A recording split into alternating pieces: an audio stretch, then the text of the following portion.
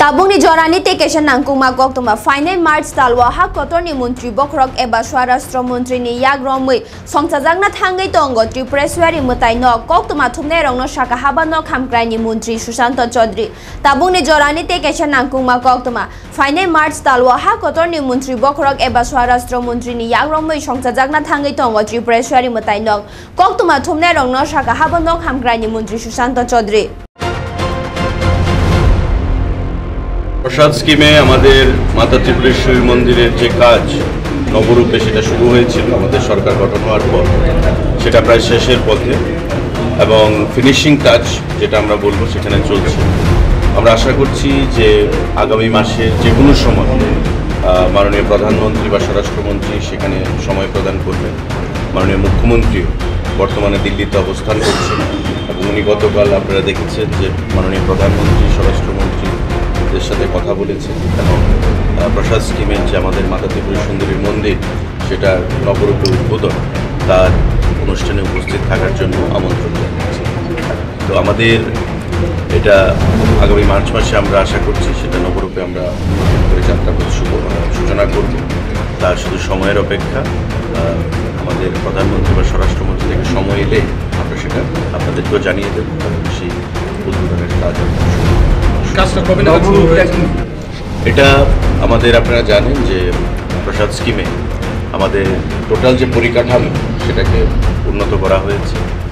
প্রতিটা ক্ষেত্রে যেটা বিগত দিনে অ্যাবসেন্ট ছিল বা ছিল না নতুন করে সেটা আমরা তৈরি করার চেষ্টা করেছি। এটা স্টল বলুন, ব্যবসায়ীদের সুবিধার্থে, মায়ের পূজা অর্চনা বলুন, প্রসাদ বলুন, প্রতিটা ক্ষেত্রে এটা প্রায় কেন্দ্রীয় সরকার আমাদেরকে 38 কোটি টাকা সেখানে প্রদান করেছে এবং তার বাইরেও রাজ্য সরকার থেকে আমরা প্রায় 7 কোটি টাকা প্রদান করেছি।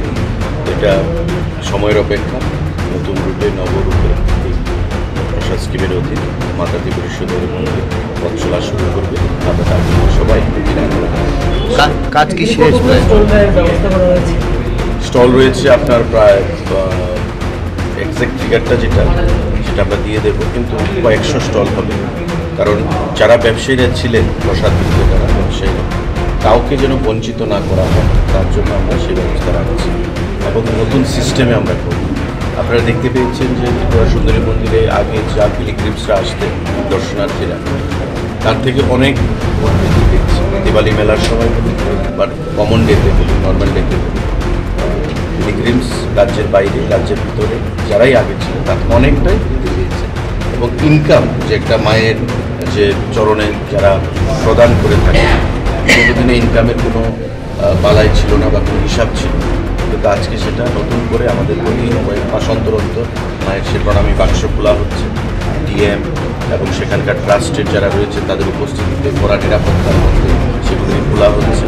গয়না অলঙ্কার যে জিনিসগুলো আগের মানুষ প্রদান করত সেগুলো হিসাব থাকতো, কিন্তু বর্তমানে তার নতুন হিসাব সমস্ত কিছু ট্রাস্টের অধীন যাচ্ছে এবং একটা নবরূপে আমরা এই যাত্রা আমাদের শুভ হবে, সূচনা হবে, সেটাই আমরা আশা রাখছি। মাননীয় মুখ্যমন্ত্রী সে বিষয়ে আলোচনা করেছেন প্রধানমন্ত্রী এবং স্বরাষ্ট্রমন্ত্রীর সঙ্গে। আমরা আশা করছি যে কোনো সময় সেখান থেকে টাইম পাওয়া। Thank you.